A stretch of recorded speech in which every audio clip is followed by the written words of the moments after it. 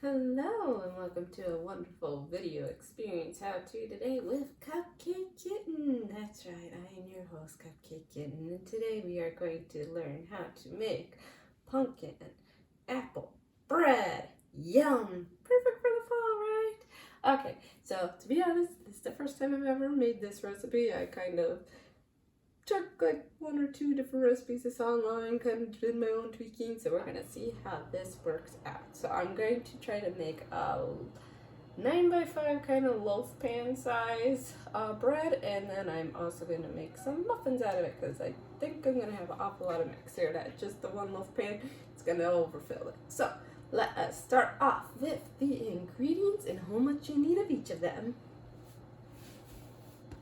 Alright, here is our counter of all of our lovely ingredients we are going to need for this recipe. So we are going to need 3 cups of all-purpose flour.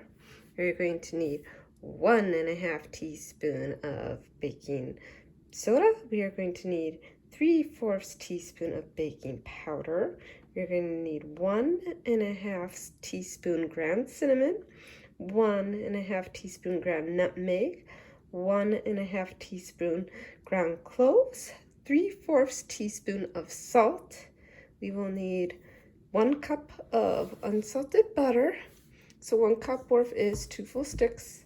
Unsalted butter is always best to use in baking since we are always adding salt to our baking anyway, so we don't want to over salt. And room temperature is best for baking too. It just usually seems to give the best quality of outcome. How you tell it's room temperature is usually you can get a little bit of squish in there when you touch it with your thumb and finger. We are going to do 1 cup of sugar, and we are going to do 2 cups of applesauce. That's kind of a way to be able to cut down on sugar in the recipe is to add applesauce. Plus, I'm hoping to also create some more moisture for this loaf cake because sometimes pumpkin, I want to say breads can be a little bit dense, so that's why I'm hoping that this will maybe moisten up. Plus, like I said, helps cut down on the amount of sugar you have to use. We will also need 3 large eggs, and we are going to have 2 3/4 cups pumpkin puree. And a week or 2 or so ago, and made a video on how to make pumpkin pancakes. And when I wanted to do that video, the only can of pumpkin I could find in the store was this large 29-ounce can, and I needed a way to be able to use up the rest of it. So that is one reason why I'm also doing this recipe. Plus, like I said, it's fall. Why not? It's a good recipe for this time of the year. So now we are just going to start mixing all of our ingredients together and see how this goes. Alright, so the first thing I always like to do is mix together all my dry ingredients, and I like to sift them in together because I don't want any clumps in the baking. It just makes the mix come out smoother if you sift your stuff together. I mean, if you don't, it is what it is. I just don't like to do that. So this is my shifter that I like to use. So I'll start by sifting my flour. Like I said, this is 3 cups worth of flour. Just give it a tap. Get it to shake into the bowl. This is a fun recipe to do with kids as well, obviously. You can let them shake around the sifter and let it snow, right? So that's where there is like a few little pebbles and that kind of stuff you want to take out. And next, I'm going to add my baking soda and sift that. That can tend to be kind of hard and chunky, baking soda, so I definitely always like to sift that.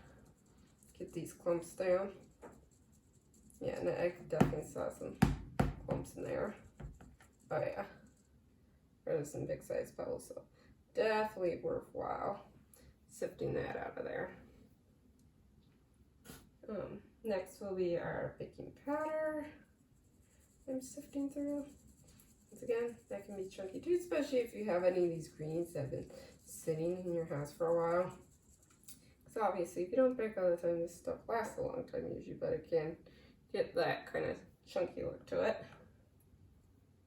I don't think we'll have too much issue with any of the spices here we're adding, but I'll still send those through really quick.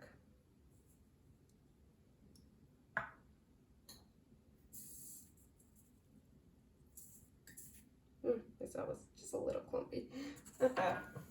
And the only one I'm not going to put in of a dry ingredient in here is the sugar, because it's always nice to cream your butter with your sugar. So we'll get to that next, but basically what we'll do is just take a spoon and just kind of quick stir those dry ingredients together. Alright, so next we are going to take our 2 sticks of butter and we'll pop them in a separate mixing bowl here. One stick. 2 sticks. Nice. As you can see, you can even tell it's soft. Now we're going to add our sugar. Sprinkle that in on top of the butter.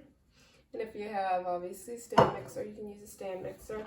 I have a hand mixer, so I'm going to use a hand mixer. I do it on low speed, I use. And we're going to basically mix it until the butter and sugar will incorporate with each other and it doesn't have a real grainy texture anymore. It's smooth and has a nice light yellow appearance to it. I'm doing this kind of late at night at my house. My twin 10-month-old children are sleeping, and I'm kind of hoping this doesn't wake them right now. So, love and hope, right?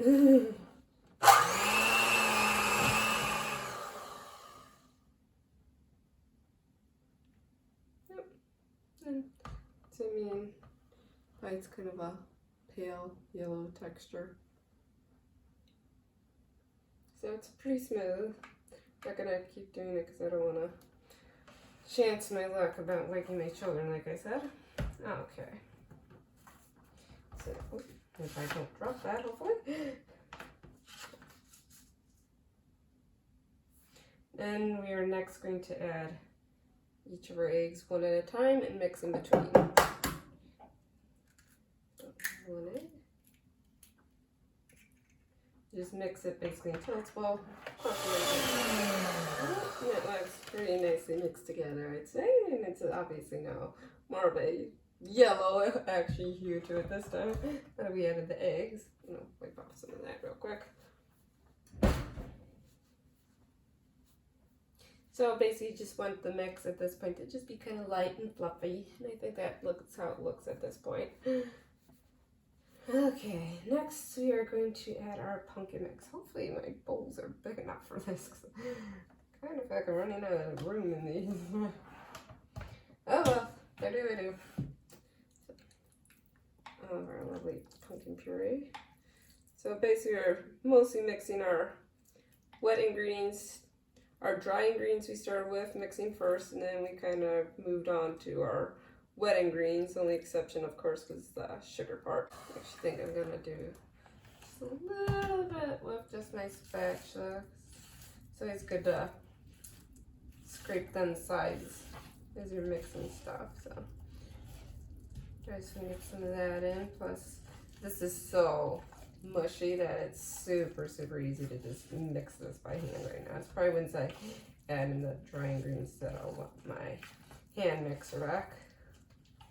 But you just want it till it seems pretty well incorporated. Everything seems to be combined evenly. That's pretty much the look we're going for. Oh yes, my applesauce. I almost forgot about my applesauce. Let's get that in there.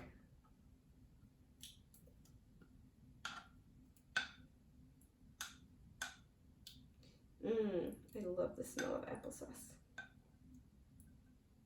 It's such a refreshing flavor. Alright, I'll probably end up having to do just a little bit at a time. Mix and add some more.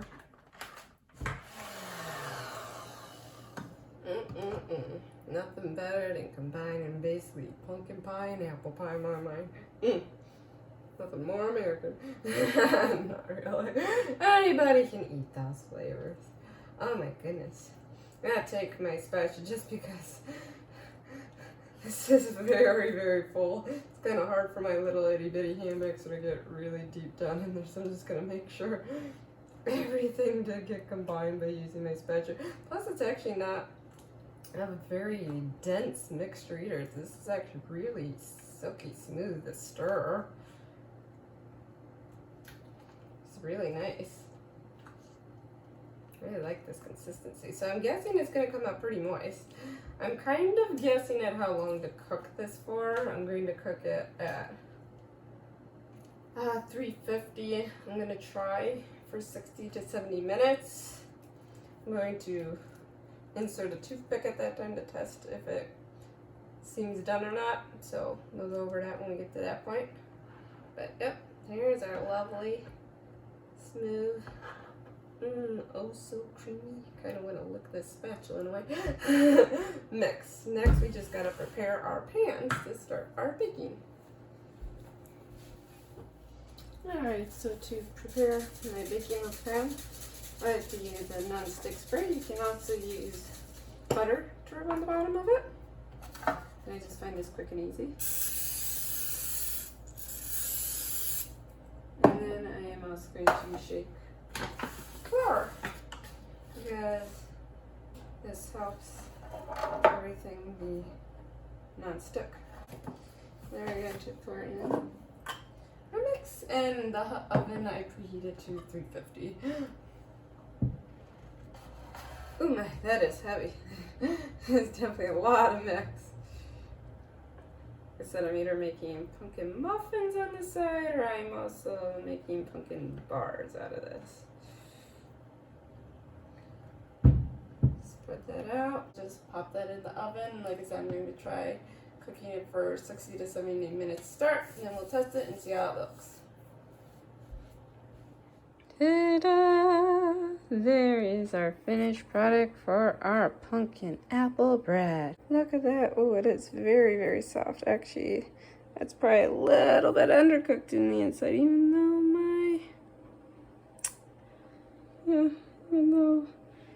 it seemed like my toothpick came out nice and dry.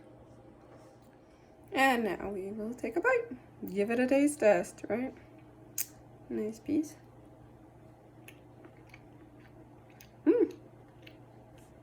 Very soft. Very light.